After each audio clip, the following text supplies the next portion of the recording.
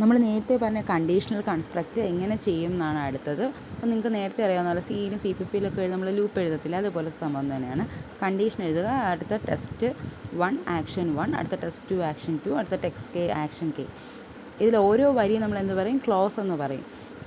ഒരു ടെസ്റ്റ് പോർഷനും കാണും, റിസൾട്ട് പോർഷനും കാണും. ടെസ്റ്റ് പോർഷൻ്റെ വാല്യൂ നോൺ നില്ലായിട്ട് കിട്ടിയെന്ന് വെച്ചാൽ എന്തെങ്കിലും വാല്യൂ കിട്ടുകയാണെങ്കിൽ ആക്ഷൻ പോർഷൻ ഇവാലുവേറ്റഡ് ആവും.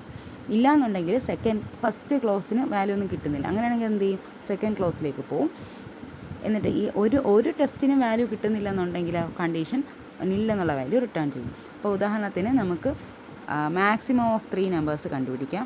അതിൽ ഡിഫൈൻ എന്ന് പറഞ്ഞിട്ട് മാക്സിമം 3 എന്ന് പറഞ്ഞൊരു ഫംഗ്ഷൻ ഡിഫൈൻ ചെയ്യും. നിങ്ങൾക്കറിയാം ഇപ്പോൾ ഫംഗ്ഷൻ ഡിഫൈൻ ചെയ്യാൻ എന്ത് ചെയ്യണം? ഒരു പേര് എഴുതണം, ഫംഗ്ഷൻ്റെ പേര് എഴുതിയിട്ട് ബ്രാക്കറ്റിൽ എത്ര പാരാമീറ്റർ കൊടുക്കണം. അപ്പോൾ 3 നമ്പേഴ്സിൻ്റെ മാക്സിമം ആണെങ്കിൽ 3 പാരാമീറ്റേഴ്സ് വേണം. അപ്പോൾ ABC എന്ന് ബ്രാക്കറ്റിൽ എഴുതും. അടുത്ത എന്താണ്? കണ്ടീഷൻ. മാക്സിമം കണ്ടുപിടിക്കാൻ കണ്ടീഷൻ ബ്രാക്കറ്റിൽ എഴുതുന്നത് എന്താണ്? ഗ്രേറ്റർ ദാൻ AB എന്ന് വെച്ചാൽ എന്താണ്? A ഗ്രേറ്റർ ദാൻ B ആണോ? അടുത്ത രണ്ടാമത്തെ കണ്ടീഷൻ ഗ്രേറ്റർ ദാൻ AC എന്ന് പറഞ്ഞാൽ A ഗ്രേറ്റർ ദാൻ C ആണോ? എങ്കിൽ എന്ത് പ്രിൻറ്റ് ചെയ്യണം? A. അടുത്ത എഴുതിക്കുന്നത് എന്താണ്? A എന്ന് പറഞ്ഞാൽ A greater than B, A greater than C ആണെങ്കിൽ A പ്രിൻറ്റ് ചെയ്യുക. ഇനി അടുത്ത രണ്ടാമത്തെ ട്രൂ വാല്യൂ എന്ന് പറഞ്ഞൊരു C കൊടുത്തിട്ടുണ്ട്. എന്ന് പറഞ്ഞാൽ ആ കണ്ടീഷൻ അല്ല, A ഗ്രേറ്റർ ദാൻ B അല്ല, A ഗ്രേറ്റർ ദാൻ C അല്ലെങ്കിൽ എന്ത് പ്രിൻറ്റ് ചെയ്യണം? C പ്രിൻറ്റ് ചെയ്യണം. ഇനി അടുത്ത ചെക്ക് ചെയ്യുന്നത് എന്താണ്? ഗ്രേറ്റർ ദാൻ BC എന്ന് പറഞ്ഞാൽ B Cയെയും കാട്ടി ഗ്രേറ്റർ ആണോ? അങ്ങനെയാണെങ്കിൽ എന്ത് പ്രിൻറ്റ് ചെയ്യും? B പ്രിൻ്റ് ആവും. അല്ലെങ്കിലോ നേരത്തെ എഴുതിയ C തന്നെ ആ വാല്യൂ റിട്ടേൺ ചെയ്യും. താഴെ അതാണ് എഴുതിക്കുന്നത്. B greater than B C ആണെങ്കിൽ B ഗ്രേറ്റർ ദാൻ C ആണെങ്കിൽ B പ്രിൻറ്റ് ചെയ്യും. അല്ലെങ്കിലോ TC എന്ന് പറഞ്ഞാൽ C എന്നുള്ള വാല്യൂ പ്രിൻറ്റ് ചെയ്യും. അപ്പം അത് ഓൾറെഡി ഞാൻ പറഞ്ഞു, ഫംഗ്ഷൻ ഡിഫൈൻ ചെയ്യുമ്പോഴേ കമ്പ്യൂട്ടർ എന്ത് ചെയ്യും? മാക്സിമം 3 എന്നുള്ള സംഭവം വരും. ഇനി മാക്സിമം 3 നമ്മൾ വാല്യൂ ചെയ്യാൻ ചെയ്താൽ മതി. അടുത്ത മാക്സിമം 3 എന്നുള്ളത് കോൾ ചെയ്യുക. എന്നിട്ട് അതിൻ്റെ 3 പാരാമീറ്റേഴ്സ് എൻ്റർ ചെയ്ത് കഴിഞ്ഞാൽ നമുക്ക് എന്ത് കിട്ടും? ഇപ്പോൾ 40, 50, 60 എന്ന് എഴുതാം. എന്ത് എൻ്റർ ചെയ്താലും അതിൽ 3 മാക്സിമം വാല്യൂ ചെയ്ത് അത് നമുക്ക് കിട്ടും. ഇനി എന്താണ്? ഈ കണ്ടീഷൻ എന്ന് എഴുതുന്ന പോലെ നമുക്ക് ഈഫ് ദെൻ എൽസ് ഉപയോഗിക്കാം. കോമൺ ലിസ്പ് എന്നുള്ള പ്രോഗ്രാമാണ്. എവിടെ എന്ത് എഴുതി? If test then action else action. നമ്മൾ നേരത്തെ CPP-യിലൊക്കെ പഠിക്കുന്ന പോലെയാണ്. ഫസ്റ്റ് കണ്ടീഷൻ ട്രൂ ആവുകയാണെങ്കിൽ ആദ്യത്തെ ആക്ഷൻ പെർഫോം ചെയ്യും, അല്ലെങ്കിൽ രണ്ടാമത് വേറൊരു വാല്യൂ പെർഫോം ചെയ്യും. ഓക്കെ. ഇനി അടുത്തത് പറയുന്നത് ഇൻപുട്ട് ഔട്ട്പുട്ട് ലോക്കൽ വേരിയബിൾസ് ആണ്. നമുക്കൊരു പ്രോഗ്രാമിന് ഇൻപുട്ട് ചെയ്യണം, അല്ലെങ്കിൽ എന്തെങ്കിലും വാല്യൂസ് ഇൻപുട്ട് ചെയ്യണം, അല്ലെങ്കിൽ എന്തെങ്കിലും ഔട്ട്പുട്ട് സ്ക്രീനിൽ പ്രിൻറ്റ് ചെയ്യണം. അങ്ങനെയാണ് നമുക്ക് എന്ത് വേണം? ഇൻപുട്ട് ഔട്ട്പുട്ട് ഫംഗ്ഷൻസ് വേണം. അതിന് പൊതുവെ ഉപയോഗിക്കുന്ന read, print, print L, print C, tree and format ആണ്. ഇതിലേതെങ്കിലും 2 3 നിങ്ങൾ അഥവാ ചോദിച്ചാൽ എഴുതിയാൽ മതി. സാധാരണ ഒന്നും ചോദിക്കാറില്ല, ചോദിച്ചാൽ 2 3 എഴുതിയാൽ മതി. റീഡ് എന്ന് പറയുന്നത് ആർഗ്യുമെൻറ്റ്സ് ഒന്നും എടുക്കാറില്ല. അവിടെ റീഡ് എന്ന് പറഞ്ഞാൽ നമ്മൾ ഏതെങ്കിലും ഒരു പ്രോഗ്രാമിൽ കൊടുക്കുകയാണെങ്കിൽ അത് കഴിഞ്ഞ് നമ്മൾ ഏത് വാല്യൂ കൊടുക്കുന്നോ, ടൈപ്പ് ചെയ്യുന്നു, ആ വാല്യൂ ആ ഫംഗ്ഷൻ്റെ കൂടെ ജോയിൻ ചെയ്ത് കിട്ടും. എന്ന് വെച്ചാൽ ഇപ്പോൾ +5 ഞാൻ റീഡ് എഴുതുന്നെങ്കിൽ 6 എന്ന് കിട്ടും. *5 എന്ന് എഴുതിയിട്ട് 2 എന്നാണ് എഴുതുന്നെങ്കിൽ 10 എന്ന ഔട്ട്പുട്ട് കിട്ടും. ഓക്കെ. ഇനി അടുത്ത പ്രിൻറ്റ് സ്റ്റേറ്റ്മെൻറ്റ് എന്ന് പറഞ്ഞാൽ ഒറ്റ ആർഗ്യുമെൻറ്റ്, നമുക്ക് ഏതെങ്കിലും ഒരു കാര്യം പ്രിൻറ്റ് ചെയ്യാൻ പറ്റുള്ളൂ ഒരു സമയം. അപ്പോൾ ഉദാഹരണത്തിന് പ്രിൻറ്റ് -ABC എന്ന് കൊടുത്തപ്പോൾ നോക്കി ആ എക്സാമ്പിളിൽ ABC എന്നുള്ള 2 പ്രാവശ്യം പ്രിൻറ്റ് ചെയ്തിരിക്കുന്നു. ആക്ച്വലി 2 പ്രാവശ്യം പ്രിൻറ്റ് ചെയ്തില്ല. ഫസ്റ്റ് എന്ന് പറഞ്ഞാൽ ആ പ്രിൻ്റാണ്. രണ്ടാമത്തേതെന്ന് പറഞ്ഞാൽ പ്രിൻ്റ് എന്നുള്ള സ്റ്റേറ്റ്മെൻറ്റ് കൂടെ ഓട്ടോമാറ്റിക്കായിട്ട് ഇൻബിൽറ്റ് ആണ് ലൈൻ ഫീഡ് ക്യാരക്ടറും സ്പേസ്. എന്നാൽ എന്താണ്? അടുത്ത ലൈനിൽ പോകുക, ഒരു സ്പേസ് കൊടുക്കുക, അടുത്ത ലൈനിൽ പോവുക. എന്നിട്ട് എന്ത് ചെയ്യും? അത് അതിൻ്റെ ആർഗ്യുമെൻറ്റ് റിട്ടേൺ ചെയ്യും. നമ്മൾ ആദ്യം എഴുതി എന്തോ അത് റിട്ടേൺ ചെയ്യുന്നതാണ് ഈ രണ്ടാമത് നിങ്ങൾ കാണുന്നത്. ആക്ച്വലി പ്രിൻറ്റിങ് അവിടെ ഒരു പ്രാവശ്യം നടന്നിട്ടുള്ളൂ. പക്ഷേ എല്ലാ കണ്ടീഷൻസും ഒരു പ്രാവശ്യം കൂടെ അതിൻ്റെ ആർഗ്യുമെൻറ്റ് നമ്മൾ മുകളിൽ എഴുതിക്കുന്ന എന്താണോ അതുപോലെ റിട്ടേൺ ചെയ്യും. ഇനി അടുത്തത് പ്രിൻറ്റ് L എന്ന് പറഞ്ഞാൽ അങ്ങനെ ഒരു സംഭവം കൊടുത്തു കഴിഞ്ഞാൽ പ്രിൻറ്റ് തന്നെയാണ് അവിടെ നടക്കുന്നത്. പക്ഷേ ന്യൂ ലൈന് സ്പേസും വരത്തില്ല, എന്ന് വെച്ചാൽ അടുത്ത വരിയും വരത്തില്ല. അപ്പോൾ നിങ്ങൾ കണ്ടോ 2 പ്രാവശ്യം ഈ സംഭവം വരും, ഹലോ എന്നുള്ള വരും. പിന്നെ അടുത്ത പ്രിൻറ്റ് C എന്ന് പറഞ്ഞാലോ ഈ ഡബിൾ കൊട്ടേഷൻ മാർക്ക് നമുക്ക് വേണമെന്നില്ല. ഓക്കെ. പ്രിൻറ്റ് C ഹലോ തേർന്ന് എഴുതിയ ഹലോ തേർന്നേ പ്രിൻറ്റ് വരും. പക്ഷേ നിങ്ങൾ കണ്ടോ അത് കഴിഞ്ഞൊരു ഹലോ തേർ കിടക്കുന്നത്, അതെന്ന് പറഞ്ഞാൽ അതിൻ്റെ ആർഗ്യുമെൻറ്റ് റിട്ടേൺ ചെയ്തിരിക്കുന്നത്. ഞാൻ പറഞ്ഞില്ലേ, ആദ്യം എഴുതി എന്ത് വാല്യൂ ആണെങ്കിലും കമ്പ്യൂട്ടർ ഫംഗ്ഷനകത്ത് എഴുതിക്കുന്ന റിട്ടേൺ ചെയ്യും. അതാണ് അവിടെ കിടക്കുന്നത്. അല്ലാതെ ശരിക്കും പ്രിൻറ്റ് ചെയ്തതല്ല, അതിൻ്റെ കൂടെ വരുന്ന ഒരു ആർഗ്യുമെൻറ്റാണത്. പ്രിൻറ്റിങ് ഹലോ തേർന്നുള്ളത് വരും. അടുത്ത ടെർപ്രി എന്ന് പറയുന്നത് ആർഗ്യുമെൻറ്റ്സ് ഒന്നും കൊടുക്കാൻ പറ്റില്ല, അതൊരു ന്യൂ ലൈൻ ക്യാരക്ടർ കൊടുക്കാൻ വേണ്ടി ഉപയോഗിക്കുന്നതാണ്. ടെർപ്രി വൃത്തിയായിട്ട് ചെയ്യാൻ വേണ്ടിയിട്ട് ഉപയോഗിക്കുന്നത്. അടുത്ത ഫോർമാറ്റ് ഫംഗ്ഷൻ എന്ന് പറഞ്ഞാലോ ഔട്ട്പുട്ട് നല്ല ഭംഗിയായിട്ട് കിട്ടാൻ വേണ്ടി ഉപയോഗിക്കുന്നതാണ് ഫോർമാറ്റ് ഫംഗ്ഷൻ.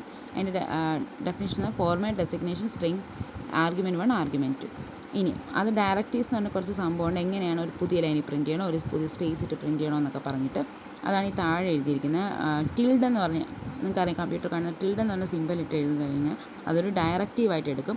അത് ഈ സ്ട്രിങ് എഴുതുന്നതിൻ്റെ ഇപ്പോൾ ഹലോ ദെയർ എന്ന് എഴുതുന്നതിൻ്റെ അടുത്തുകൂടെ നമുക്ക് എന്ത് എഴുതാം, സ്ട്രിങ് എഫ് എന്ന് എഴുതാം. അപ്പോൾ ഫ്ലോട്ടിംഗ് പോയിൻറ്റ് നമ്പർ വരും അതിലൂടെ. അല്ലെങ്കിൽ ഒരു റേഡിയസ്, പ്രിൻറ്റ് റേഡിയസ് ആണെങ്കിൽ എന്ത് വരും, ഒരു ഡെസിമൽ പോയിൻ്റായിട്ട് വരും, 3.14 എന്ന് വരും. അല്ലെങ്കിൽ 3 വരുന്നുള്ളതെങ്കിൽ എന്ത് വരും, 3.14 എന്നൊക്കെ പറഞ്ഞ് വരും. നമുക്ക് സ്പെസിഫൈ ചെയ്യാം എത്ര പോയിൻ്റ് വരെ എഴുതണം. 2F എന്ന് എഴുതണോ, 3F എന്ന് എഴുതണോ. 2F എന്ന് എഴുതി എന്താണ്, 2 ഡെസിമൽ പോയിൻ്റ് വരുമെങ്കിൽ ചിലപ്പോൾ 3F എന്ന് എഴുതും. അല്ലെങ്കിൽ 2 പ്ലേസ് വരുമെങ്കിൽ 3F എന്ന് എഴുതിയാൽ 3 പ്ലേസ് വരും. അങ്ങനെയാണ്. അടുത്ത അതൊരു എക്സാമ്പിളായിട്ടൊരു പ്രോഗ്രാം കൊടുത്തിട്ടുണ്ട്, സർക്കിളിൻ്റെ ഏരിയ കമ്പ്യൂട്ട് ചെയ്യാൻ. നിങ്ങൾ സിയിലൊക്കെ പഠിക്കുന്ന പോലെയാണ്. ആദ്യം ഒരു പ്രിൻറ്റ് ഫംഗ്ഷൻ കൊടുക്കും. അപ്പോൾ ഒരു റേഡിയസ് എൻ്റർ ചെയ്യാൻ പറ്റും. സെറ്റ് റേഡിയസ് റീഡ് എന്ന് കൊടുത്തു കഴിഞ്ഞാൽ നമ്മൾ ഏത് വാല്യൂ ഇവിടെ എൻ്റർ ചെയ്താലും അതിൻ്റെ റേഡിയസ് ആയിട്ട് റീഡ് ചെയ്യും. അടുത്ത നമ്മൾ ഏരിയ ഓഫ് ദ സർക്കിൾ കൊടുക്കും. അടുത്ത പ്രിൻസി വെച്ചിട്ട് സർക്കിളിൻ്റെ ഏരിയ കണ്ടുപിടിക്കുക, ഫോർമുല എടുക്കും. എന്താണ്, സ്റ്റാർ 3.1416 ഇൻറ്റു റേഡിയസ് R² അല്ലേ, അപ്പോൾ റേഡിയസ് എന്ന് എഴുതും. അപ്പോൾ എന്ത് ചെയ്യും, സ്റ്റാർ എന്നുള്ള മൾട്ടിപ്ലിക്കേഷൻ ഫംഗ്ഷനാണ്. അപ്പോൾ അത് 3 πr² എന്നുള്ള 3.1416 ഇൻറ്റു R² എന്നുള്ള വാല്യൂസ് കാൽക്കുലേറ്റ് ചെയ്യും. എന്ന് പറഞ്ഞാൽ πr² എന്നുള്ളത്. അടുത്ത ഫോർമാറ്റ് ഫംഗ്ഷൻ ഉപയോഗിക്കുന്ന ഒരു ഡെഫിനിഷനും അടുത്ത കൊടുത്തിട്ടുണ്ട്.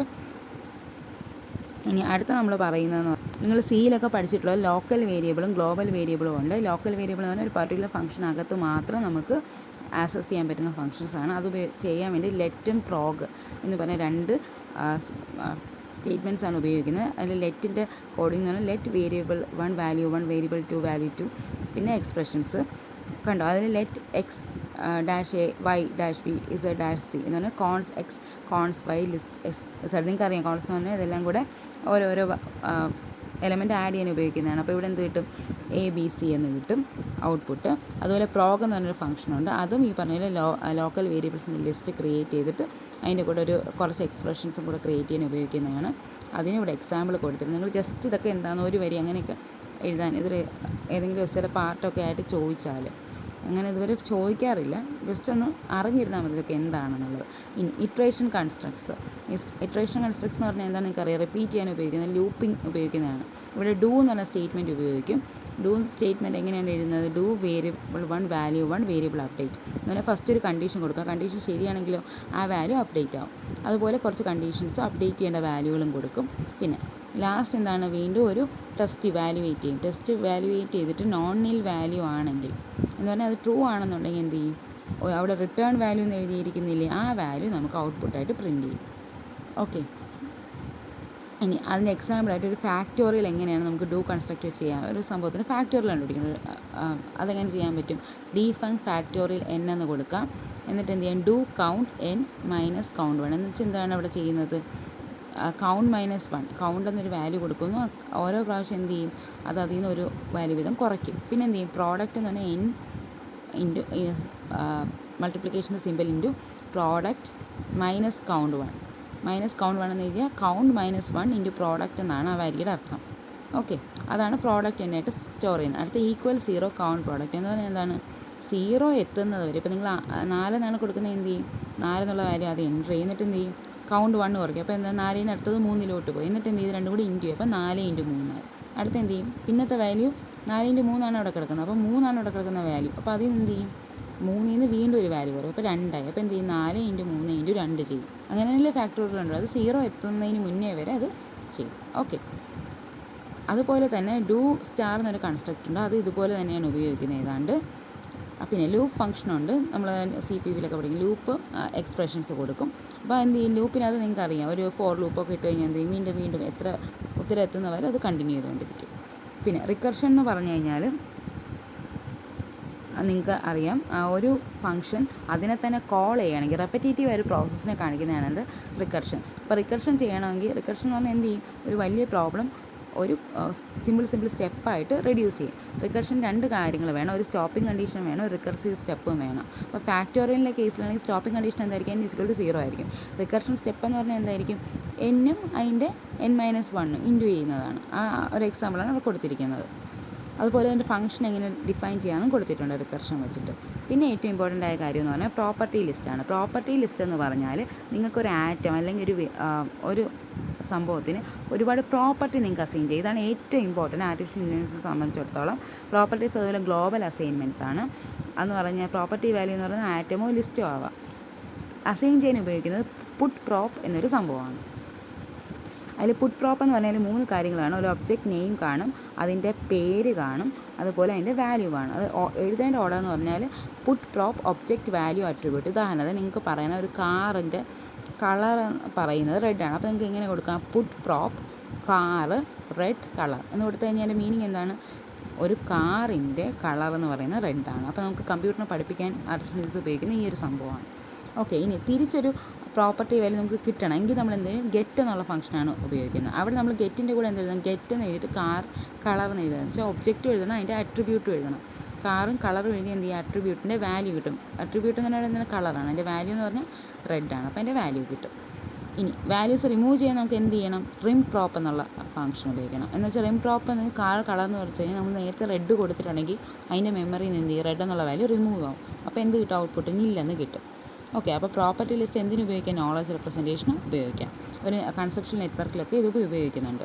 അതൊരു ട്വീറ്റി എന്ന് പറഞ്ഞൊരു ബേർഡിൻ്റെ ഒരു ഇതാണ്. അത് ക്ലിയർ അല്ല ഞാൻ കൊടുത്തിരിക്കുന്നത്. അപ്പോൾ ബേർഡ് എന്ന് പറഞ്ഞാൽ പുട്ട് പ്രോപ്പിന് ബേർഡ് ഫ്ലൈ ചെയ്യാൻ പറ്റും ഇല്ലേ? ഫ്ലൈ ചെയ്യാൻ പറ്റുന്നതുകൊണ്ട് അതിൻ്റെ ലോക്കോമോഷൻ്റെ കാര്യം എന്ന് പറഞ്ഞാൽ അത് ഫ്ലൈ ആണ്. അത് പുട്ട് പ്രോപ്പ് ടി ടി എന്ന് പറഞ്ഞാൽ ബേർഡ് ഈസ്. അപ്പോൾ ട്വീറ്റി ഈസ് എ ബേർഡ് എന്ന് പറയുന്നത്. Put prop T T yellow colour എന്ന് പറഞ്ഞാൽ ട്വീറ്റി എന്ന് പറഞ്ഞാൽ ബേർഡിൻ്റെ കളർ എന്ന് പറഞ്ഞാൽ യെല്ലോ വേണമെന്നറിയാം. ഓക്കെ, അപ്പോൾ നിങ്ങൾക്ക് ഉദാഹരണത്തിന് പുതിയൊരു സംഭവം ഇതിലോട്ട് ആഡ് ചെയ്യണമെങ്കിൽ എന്ത് ചെയ്താൽ മതി? പുട്ട് പ്രോപ്പ് ഇപ്പോൾ ആര്യയ്ക്ക് 2 പെറ്റ്സ് ഉണ്ട്. അപ്പോൾ അവരെണ്ണം കൂടെ ആഡ് ചെയ്യണം. അപ്പോൾ എന്ത് ചെയ്താൽ മതി? ആര്യ എന്ന് എഴുതുക, കോൺസ് എന്ന് എഴുതുക. നിങ്ങൾ നേരത്തെ പഠിച്ച് ആഡ് ചെയ്യാൻ ഉപയോഗിക്കുന്നത് ഒരു എലമെൻറ്റും കൂടെ ആഡ് ചെയ്യാൻ കോൺസ് എഴുതുക. അപ്പോൾ ആര്യ കോൺസ് എന്ത് ചെയ്യും? Doggy get Arya pets. ഞാൻ ആദ്യം പെറ്റ്സ് എന്ന് പറഞ്ഞ് ഡിഫൈൻ ചെയ്തിട്ടുണ്ട്. എന്തൊക്കെയാണ്? ക്യാറ്റിയും ബേർഡിയും ഡിഫൈൻ ചെയ്തിട്ടുണ്ട്. അപ്പോൾ എന്ത് ചെയ്യും? ഈ ഡോഗിയും കൂടെ ആ പ്രോഗ്രാമിൽ ആഡ് ചെയ്യും. ഓക്കെ, ഇനിയെന്ന് പറഞ്ഞാൽ